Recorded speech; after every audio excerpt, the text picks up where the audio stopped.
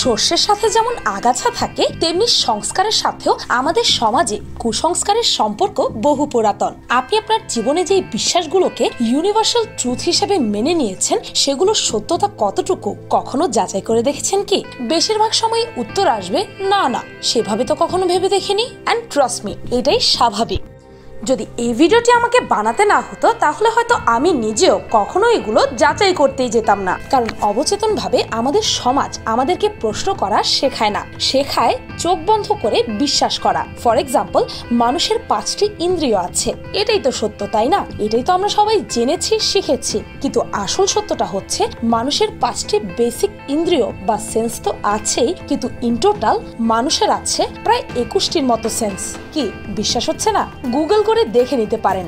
আমরা যা জানি বা শিখেছি সেগুলোর কিছু আংশিক সত্য, আবার কিছু পুরোপুরি মিথ্যা। আর পিনিক ভাইয়ের আজকের ভিডিওতে আমি আপনাদের জানা এমন কিছু সংস্কার নিয়ে কথা বলবো যেগুলো আসলেই সত্য, আবার এমন কিছু কুসংস্কার ব্যাখ্যা সহ আগাছার মতো উপড়ে ফেলবো যেগুলো শুধু আপনি নন, বরং আপনার আমার বাবা দাদারাও চিরন্তন সত্যের মতো মেনে আসছিলেন।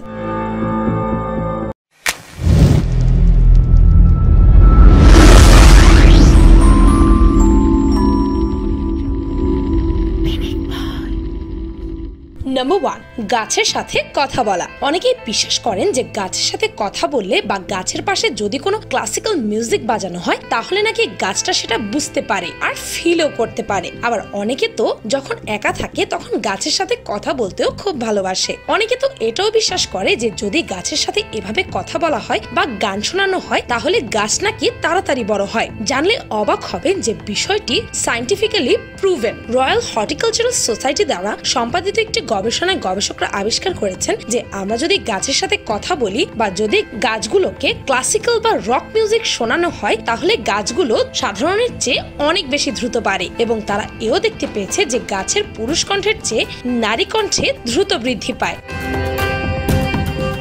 নাম্বার 2, ভূমিকম্পের সময় ঘরের পিলারে বা দরজার পাশে দাঁড়ানো উচিত। আমাদের সবসময় সতর্ক করানো হয় যে ভূমিকম্পের সময় কখনো ছোটাছুটি না করে মাথা ঠান্ডা রাখতে বলা হয়ে থাকে। বাসায় বা অফিসে থাকলে ভূমিকম্পের সময় রুমের পিলার বা আশেপাশের শক্ত কোনো কিছু আঁকড়ে ধরে রাখতে। কিন্তু এটি কতটুকু সঠিক তা কি আমরা জানি? সায়েন্টিস্টরা একটি রিসার্চে একটি স্ট্যাচুকে একটি রুমের দরজার পিলারের সামনে রেখে সেখানে ভূমিকম্পের মতো পরিবেশ তৈরি করে, এবং এতে তারা দেখতে পায় রুমের ওয়াল ও অন্যান্য জিনিস পড়ে ভেঙে যেতে থাকে, কিন্তু দরজার পাশে থাকা স্ট্যাচুটি সুরক্ষিত ছিল। তাই বলা যায় এই কথাটির আসলেই যুক্তি আছে।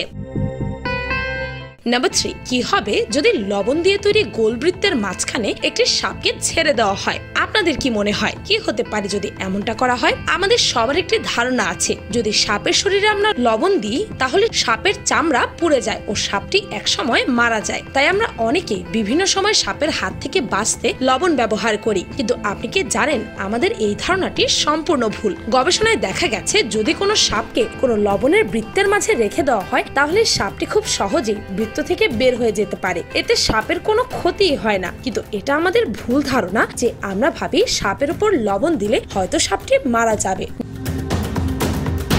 নাম্বার 4, আনারস আর দুধ একসাথে খেলেই মৃত্যু। আনারস খুব উপাদেয় ফল। এর মধ্যে রয়েছে ভিটামিন এ এবং সি, রয়েছে ক্যালসিয়াম, পটাশিয়াম ও ফসফরাস। আর দুধকে আমরা সুষম খাদ্য হিসেবে বিবেচনা করি। তবে আনারস আর দুধ একসঙ্গে খেলে মানুষ বিষক্রিয়া হয়ে মারা যায় এরকম একটি ধারণা বহুকাল ধরেই প্রচলিত আছে। বাড়ির বয়োজ্যেষ্ঠরা অনেক সময় ছোটদের এই দুইটি খাবার একসঙ্গে খেতে নিষেধ করেন। তবে আসলেই কি এরকমটা হয়? আমাদের প্রায় সবসময় বলা হয়ে থাকে দুধ আর আনারস একসাথে খাওয়া নিষেধ। বঙ্গবন্ধু শেখ মুজিব মেডিকেল বিশ্ববিদ্যালয়ের মেডিসিন বিভাগের ডিন অধ্যাপক ডাক্তার BM আব্দুল্লাহ বলেন, আনারস ও দুধ একসঙ্গে খেলে বিষক্রিয়া হয়ে কেউ মারা যায় এই ধারণাটি সম্পূর্ণ ভুল। এগুলো এক ধরনের ফুড ট্যাবু বা খাদ্য কুসংস্কার। অধ্যাপক আব্দুল্লাহ বিষয়টি ব্যাখ্যা করে বলেন, আনারস একটি অ্যাসিডিক এবং টক জাতীয় ফল। দুধের মধ্যে যে কোনো টক জাতীয় জিনিস দিলে দুধ ছানা হয়ে যেতে পারে বা ফেটে যেতে পারে। এটা কমলা ও দুধের বেলায় বা লেবু ও দুধের বেলাতেও ঘটে। ফেটে যাওয়া দুধ খেলে খুব বেশি হলে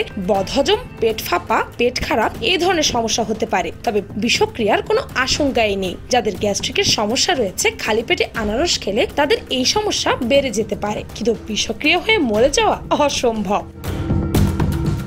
নাম্বার 5, লাল রং কেন ষাঁড়ের শত্রু? খেলার নাম হলো বুল ফাইটিং বা ষাঁড়ের লড়াই। স্পেনে এই খেলাটি খুবই জনপ্রিয়। সাধারণত ষাঁড়ের লড়াই দেখে মানুষের মনে এই ধারণার জন্ম হয় যে ষাঁড়েরা লাল রং অপছন্দ করে। তা না হলে কেন লাল রং দেখা মাত্র রেগে গিয়ে লাল কাপড়কে আক্রমণ করে বসে? তাই কোরবানির গরু কিনতে গেলেও আমরা লাল রং থেকে বিরত থাকি। বেচারা লাল রং, যদি লাল রং কখনো কথা বলতে পারতো তাহলে সে নিশ্চয়ই ষাঁড়কে বলতো, কেন রে ভাই, আমার উপর কেন তোর এত রাগ? কিন্তু বেচারা লাল রং তো আর কথা বলতে পারে না। তাহলে লাল রঙের প্রশ্নের উত্তরটা কি হবে?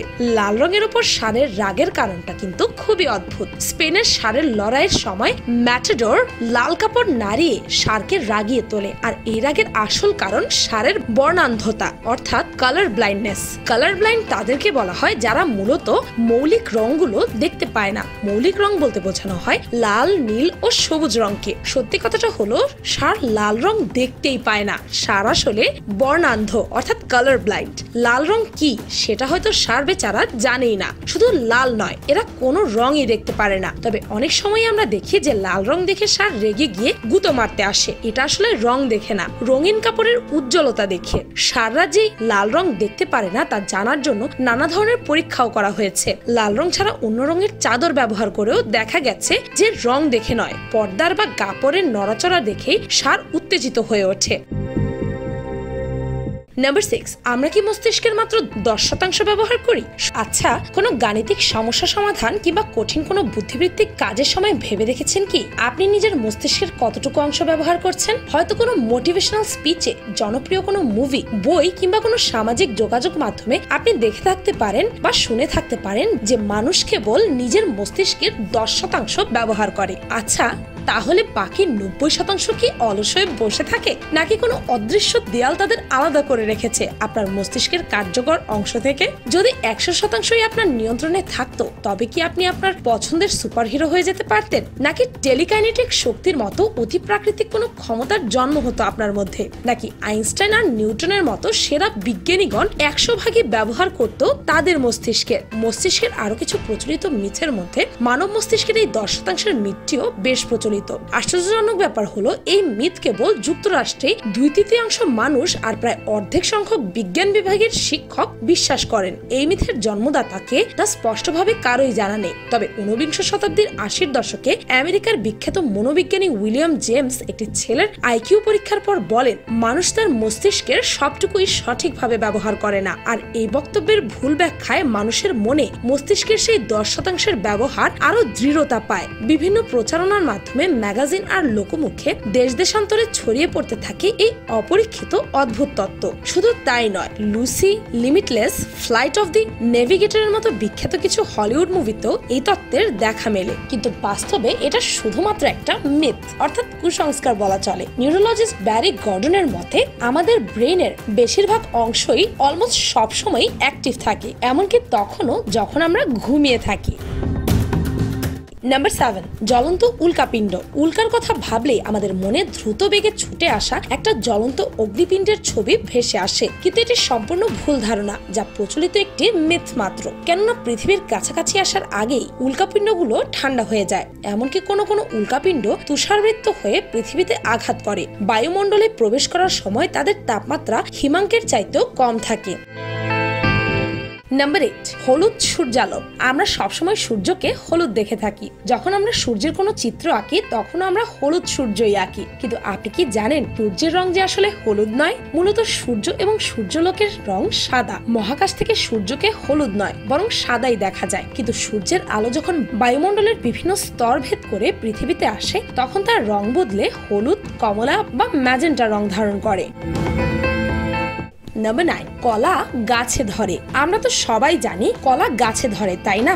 এখন যদি আমি আপনাকে বলি কলা গাছে ধরে না, আপনি কি বিশ্বাস করবেন? অনেকে হয়তো বলবেন আমি পাগল নাকি, কলা তো গাছেই ধরে। যদিও কলা গাছকে আমরা গাছ হিসেবে বিবেচনা করি, কিন্তু এটি কোনো গাছ নয়, কারণ এটি থেকে কোনো কাঠ উৎপাদন হয় না। কলা গাছ মূলত এক ধরনের লতাপাতা জাতীয় উদ্ভিদ, বলতে গেলে অনেক বড় লতানো উদ্ভিদ।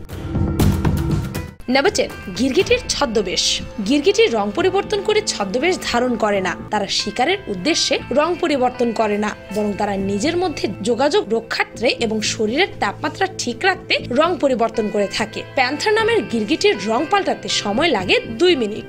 অনেকদিন ধরে গবেষণা চলছে কেমন করে এটি তারা করতে পারে। সম্প্রতি জানা গেছে রং পাল্টানোর এই কৌশল আসলে লুকিয়ে আছে তাদের শরীরের ভেতর। প্রচলিত ধারণা, অনেক গিরগিটিরই চামড়ার নিচে রয়েছে রঞ্জক পদার্থ মেশানো কোষের অনেক স্তর, যার কারণে তাদের চামড়ার রং হতে পারে হালকা কিংবা গাঢ়। তবে কেবল এই একটা পদ্ধতি ব্যবহার করে গিরগিটি শরীরের রং পাল্টায় না, বরং তাদের চামড়ার ঠিক নিচে থাকা ছোট্ট স্ফটিক তাদের রং বদলানোর পেছনের আসল চাবিকাঠি। নাম্বার 11, মেঘ তুলার মতো হালকা। বহু আগে থেকে সবাই বলে আসে আকাশের মেঘ ঠিক যেন দেখতে তুলার মতো। এমনকি অনেকে তো এটা বিশ্বাসও করেন যে মেঘ ঠিক তুলার মতোই হালকা। দেখতে খুব হালকা মনে হলেও পানি দিয়ে তৈরি মেঘ আসলে হালকা কোনো বস্তু নয়। একটা গড়পড়তা মেঘের ওজন প্রায় 4.5 লক্ষ কেজি। আবার একটা ঝড়ো মেঘের ওজন 90 কোটি কিলোগ্রামেরও বেশি। ভাবতে পারছেন? নাম্বার 12, এক জায়গায় দুবার আঘাত করে না বজ্রপাত। বজ্রপাতে কে না আতঙ্কিত হয়? এর কারণে ক্ষয়ক্ষতি, প্রাণহানির ঘটনাও নেহাতি কম ঘটেনি। তাই বজ্রপাতের কারণও কোন ধরনের জায়গাটি আঘাত করে তা জানতে বিজ্ঞানীরা উঠে পড়ে লেগেছিলেন। সন্তোষজনক তথ্য উদ্ধার করা গেছে। তবে এসব তথ্যের পাশাপাশি মানব সমাজে এই সংক্রান্ত একটা মিথও প্রতিষ্ঠিত হয়ে গেছে, আর তা হলো এক জায়গায় 2 বার বজ্রপাত হয় না। এই মিথ এতটাই প্রতিষ্ঠিত যে কখনো কখনো তা প্রবাদ হিসেবে ব্যবহার করতে দেখা যায়। কিন্তু বিজ্ঞানীরা বলছেন আমাদের এই ধারণা একেবারেই ভুল। যে কোনো জায়গায় একাধিকবার বজ্রপাত হতে পারে। উদাহরণ হিসেবে যুক্তরাষ্ট্রের এম্পায়ার স্টেট বিল্ডিং এর কথা বলা যায়। প্রতি বছর 102 তলা এই ভবনে অন্তত 25 বার বজ্রপাত হয়। নাম্বার 13, ভাঙা আয়নায় মুখ দেখা। ভাঙা আয়নায় মুখ দেখলে নাকি বাড়ির অমঙ্গল হয়, অসুস্থ হতে পারেন পরিবারের প্রিয়জন। আসল কারণ হলো ভাঙা আয়না বাড়িতে থাকলে যে কোনো সময় দুর্ঘটনাবশত হাত কেটে যাওয়ার আশঙ্কা থাকে। আর এই তিলকেই তাল বানিয়ে দিয়েছিল আমাদের পূর্বপুরুষেরা, যেটাকে আমরা আজ অব্দি মেনে চলছি। নাম্বার 15, সূর্যাস্তের পর নখ কাটা। এই কাজ করলে যিনি নখ কাটছেন তার গভীর অসুখ ধরা পড়ে বলে কুসংস্কার চালু রয়েছে। তবে এর পিছনে আসল কারণ হলো আলোর অভাবে নখ কাটার সময় দুর্ঘটনা ঘটতে পারে, কেটে যেতে পারে হাত বা পা, আর কিছুই নয়। নাম্বার 16, হাতের তালু চুলকানো। ডান হাতের তালু চুলকালে টাকা আসবে, আর বাম হাতের তালু চুলকালে বিপদ আসবে। এমন হাস্যকর বিশ্বাস অনেকের ভেতরে অবস্থান করছে আজও। যখন এটি লিখছি তখন আমার হাতের তালু চুলকাচ্ছিল, বাম হাতের তালু। বারবার চুলকানো দেখে এক ভাই বলেছিল বিপদ হতে পারে আমার। তৎক্ষণাৎ চমৎকার কিছু যুক্তি ছাড়া আমার কাছে কোনো বিপদই আসেনি, আর বিপদ আসার সম্ভাবনাও দেখি না। মানুষের সহ যে কোনো প্রাণীর কোনো ভালো কিছু অর্জন বা বিপদের জন্য কোনো চুলকানি অন্ধবিশ্বাস বা হোঁচট নয়, বরং তার কর্ম দায়ী। আমরা স্বভাবতই বিশ্বাসী প্রাণী, যা শুনি তাই বিশ্বাস করি। আমাদের সমাজে প্রচলিত কিছু কুসংস্কার রয়েছে। বিজ্ঞান মানসিকতার যুগেও এই কুসংস্কারগুলো কেউ বিশ্বাস করে, আবার কেউ করে না। আমরা এমন অনেক কিছুই মানি বা মানতে চাই যার কোনো যুক্তি বা ব্যাখ্যা হয় না, কিন্তু প্রজন্মের পরম্পরায় তা মেনে আসেন অনেকেই। আমাদের চারপাশে ছড়িয়ে আছে হাজার রকমের মিথ, এবং এগুলোর একটি বিশাল অংশ বৈজ্ঞানিক তথ্য সম্মিলিত। এগুলোর কিছু কিছু এতটাই প্রচলিত যে এমনকি বৈজ্ঞানিক কমিউনিটিতেও সেগুলো ছড়িয়ে আছে সমানভাবে। শস্যের পাশাপাশি আগাছা যেমন জন্মাবেই, তেমন সংস্কারের পাশাপাশি কুসংস্কার থাকবেই। কিন্তু চালাকেরা আগাছা কেটে নেয়, আর বোকারা আগাছা সহ নেয়। তাই যারা বুদ্ধিমান ও চালাক তারা কখনোই কুসংস্কার বিশ্বাস করে না, তারা সবসময় যুক্তিবাদী হয়ে থাকে। ভিডিওটি ভালো লাগলে লাইক, কমেন্ট, শেয়ার এগুলো তো আপনারা অটোমেটিকলি করবেন। আর আপনাদের যদি এমনই আরো কিছু কুসংস্কার জানা থাকে যেগুলো আপনারা চিরন্তন সত্য হিসেবে মেনে আসছিলেন, তা কমেন্টে জানাতে পারেন। আমি সেগুলোর ব্যাখ্যা সহ এই ভিডিওটির সেকেন্ড পার্ট বানানোর চেষ্টা করব। আর এতদিন পরে পিনিক পায়ের একটি ভিডিও আসলো, তাই এই ভিডিওটিকে বেশি বেশি করে শেয়ার করে সবার মাঝে ছড়িয়ে দিন। আর পিনিক পাই চ্যানেলটিকে সাবস্ক্রাইব করে বেল আইকনে অল নোটিফিকেশন অন করতে ভুলবেন না যেন। শুধুমাত্র এভাবেই পিনিক পায়ের প্রতিটি ভিডিওর নোটিফিকেশন আপনার কাছে পৌঁছে যাবে। আজকের মতো পর্যন্তই, দেখা হচ্ছে পরের ভিডিওতে।